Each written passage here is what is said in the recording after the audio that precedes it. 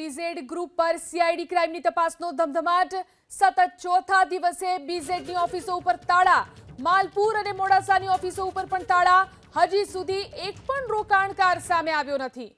તો સીઆઈડી ક્રાઇમની તપાસ ચાલી રહી છે અને બીઝેડ ગ્રુપની ઓફિસો ઉપર તાળા જોવા મળી રહ્યા છે. માલપુર અને મોડાસાની ઓફિસો ઉપર પણ તાળા જોવા મળી રહ્યા છે. સતત ચોથા દિવસે બીઝેડની ઓફિસો ઉપર તાળા જોવા મળ્યા.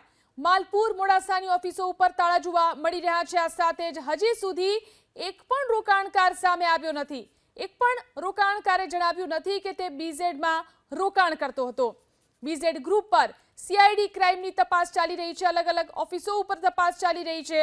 સતત ચોથા દિવસે બીઝેડની ઓફિસો ઉપર તાળા જોવા મળી રહ્યા છે.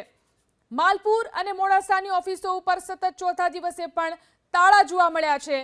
આ સાથે જ એક પણ રોકાણકાર હજી સુધી સામે આવ્યો નથી.